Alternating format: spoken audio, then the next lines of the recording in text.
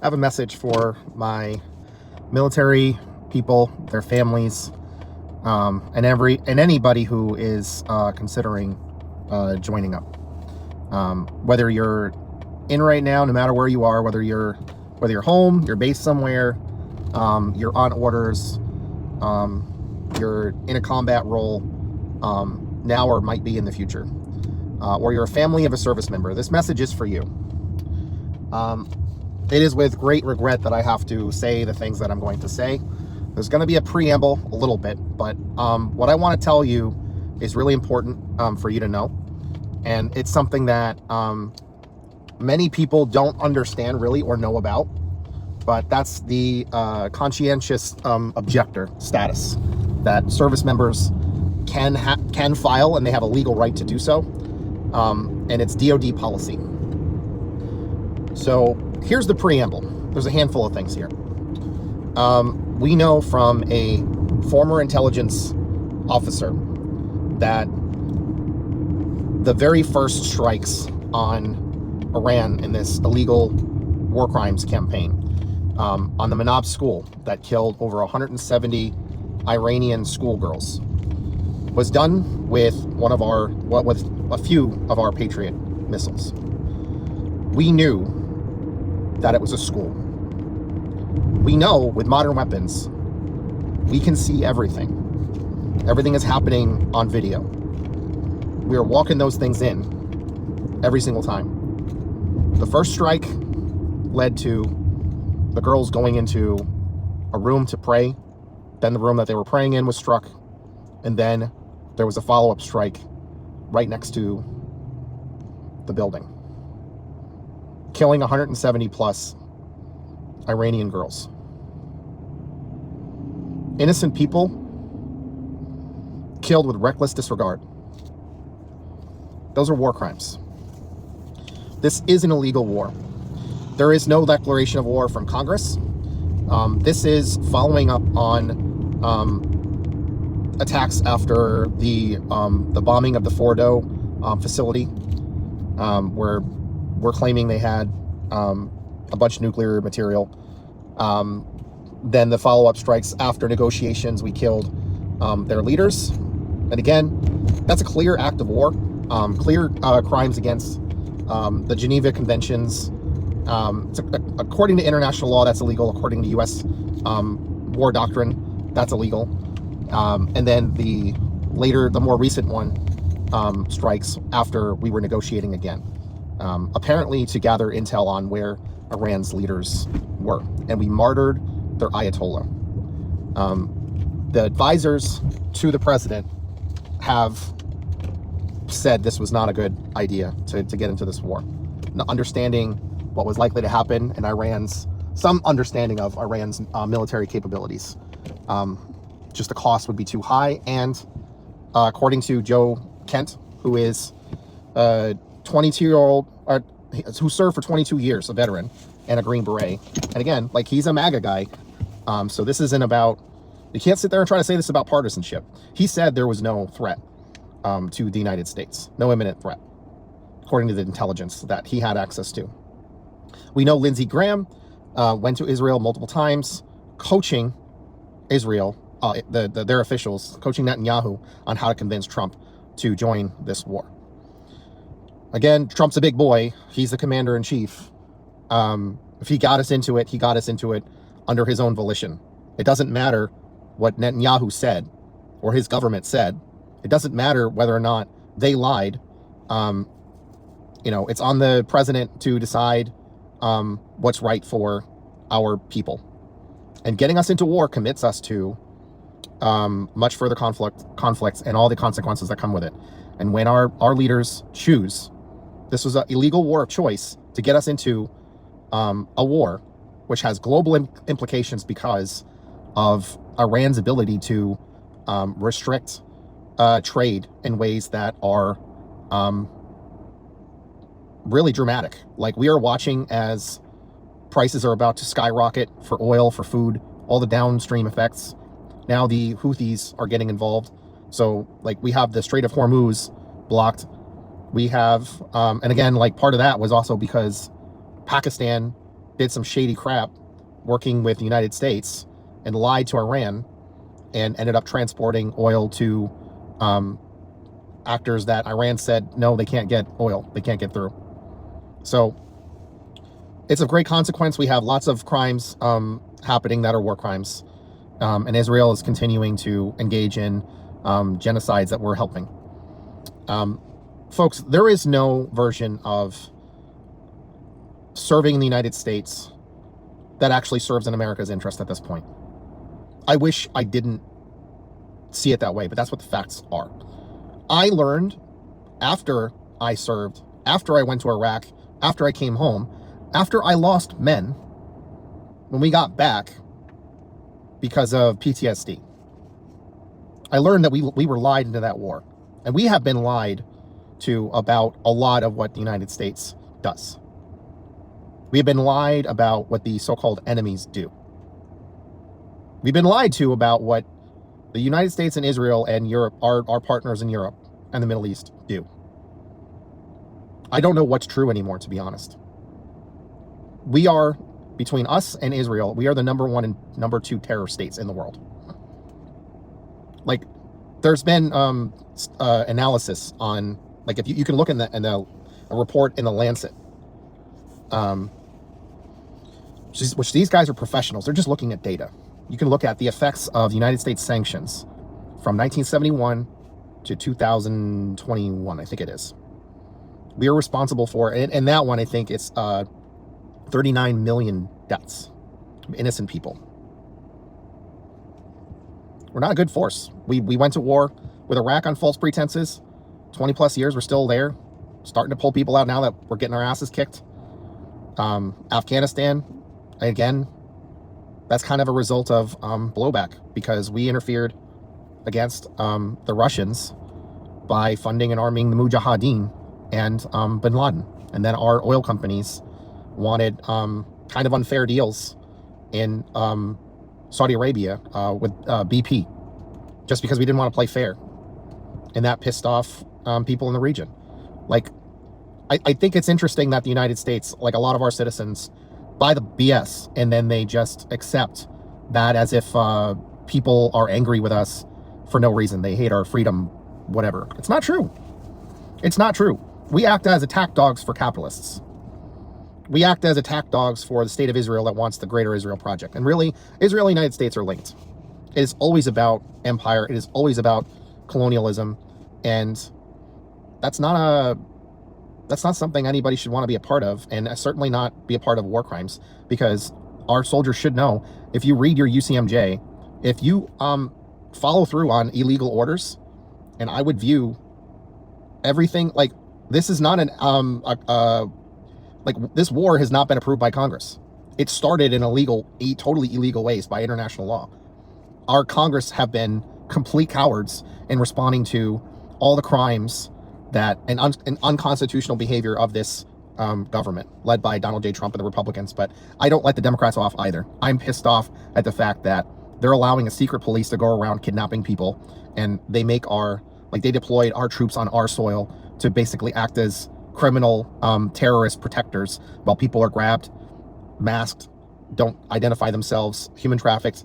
They pull them out of from the courthouses that when they're doing their legal, they're following legal process to be here. We have MAGA terrorists supporting all this stuff, and then we also have liberals that apologize for or defend Israel while it does genocide. I'm greatly disappointed in my country. I don't know where the moral compass went, if it was ever there, but if I were you, I would file, I can't direct you. This is for educational purposes. However, if you feel that you don't want to go around killing innocent people, then you might want to consider filing a conscientious objector and take the consequences that go with it, rather than be put in a situation where, one, you might be done because of the Epstein billionaire class of capitalists that has completely screwed our world when it didn't have to be screwed up. It should not be the case where we bully sovereign nations, we starve sovereign nations, like what's happening in Cuba right now with blockades, starving people, trying to say that we're freeing them. We say the same crap after, crippling sanctions for Iran that caused uprisals, and then Israel had their people instigate violence. I'm sorry. And also, we've had peaceful protests across this country so many times, and the protesters are the ones who get labeled as the bad people that are invoking their First Amendment rights, saying the government got this wrong. We don't agree. It's a First Amendment protection. That is something I risk my life for. When you swear an oath to this country, you're saying, I will defend and protect our Constitution, and I will protect our people, really people around the world, from all enemies, both foreign and domestic. And you have to really think twice about who the enemies are. And it's clear to me, the people that starve people, the people that bomb people, the people that kidnap people, the people that illegally detain people, being here undocumented, whether you overstayed a visa or you came across an imaginary freaking line without the proper paperwork or going through the proper channels, is a civil offense. It is not legal to hold people. It is not legal to imprison them. It is not legal to rendition them to a torture facility for terrorists and torture them, deny them rights, send them there without trial. It is not legal to lock people up without due process. It is indefensible morally, especially when we know that people are being raped. Little girls, young girls are being raped. They're being found pregnant that were detained by ICE in these concentration camps. This is worse than Nazi Germany in 1930s and 1940s, because we knew what that was. We learned about it. We learned about the history. And now we're watching as our government, our military kidnaps leaders. You can't kidnap a sovereign nation's leader. It is a crime. Like, it's like international law only exists to the extent that the United States gets to bully other countries when they do crimes, and we want to hold them accountable. But when we just flagrantly violate international law, nothing happens, because we are the bully of the world. And I don't hate my people. I love my people. I love people all around the world. We have amazing people. But the problem is the people in power. The problem is the 0.001% that use force. They use tools of genocide to what? Trump and his lackeys want to build resorts. They want to build another Riviera in Gaza on the graveyard of Palestinians. Palestinians are amazing people. We have a lot of, a small percentage of Israelis are great people. Jewish people are all around the world are great people. I just have a problem with the supremacist people that think they're above everything and they can do whatever the hell they want. It's the same problem with Christian nationalists, Islamic radical extremists, and Zionists of all different stripes. So if you want to know more about the filing as a conscientious objector, check the description. There's a video in there from an organization that's run by veterans. They can walk you through the process. They can help you. They can help you with the legal part and help you with timely filing. If you have a situation that you were like, I got like a day here, I got to get this in, they can help with expedited requests. Listen, guys, for educational purposes, I can't hold your hand. I can't make you make a decision, but I can tell you this. Ask yourself what it might be like to live with committing crimes of war, committing crimes against humanity, about killing innocents, about a war that makes no sense to you, because I can't make a lick of sense of this. There's no way that I would follow orders from Donald J. Trump, because his second term is fundamentally unconstitutional. He was not allowed to raise his hand according to the Constitution, and he has committed crimes every single hour after that, because of the insurrection that he led. And then he gave aid and comfort to insurrectionists. He pardoned the Jan 6ers. Nobody's been held accountable that helped plan that in Congress. And all of our Congress members are complicit with crimes against humanity that have voted to continue to arm and fund Israel. We swore an oath. What are we protecting here? We are supposed to serve our people. And we have an obligation as Americans to try to form a more perfect union. To me, that means we have a full-on campaign where we say, our country, Israel, they have to sign on to the Rome Statute, which puts them under the jurisdiction of the International Criminal Court of Justice. We shall not trade with any country that doesn't sign on to the Rome Statute. All nations, as members of the Rome Statute, need to grant the ICCJ arresting powers, arresting authority.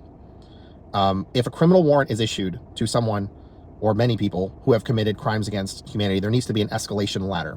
I've outlined one in a post that I've done recently, but it goes something like this. Basically, from the time that somebody is notified that there is a warrant out for their arrest, for crimes that fall under the ICCJ, they have 48 hours to get to The Hague.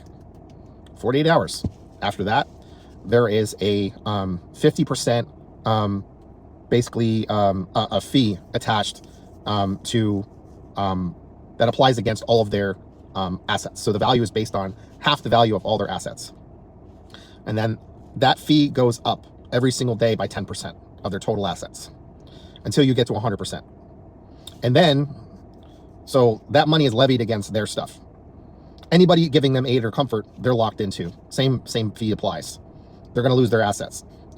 Then it's after we've met that threshold where it's 100%. Then there's a bounty for them that the people that turn them in are provided after we liquidate all their assets. And then after that, after 2 weeks, there's a wanted dead or alive, which, you know, the nation that has been harboring them will have to pay those penalties. We got to do something. We have to. So I want peace. I want our Congress, I want our people held accountable for doing this stuff because they have failed us.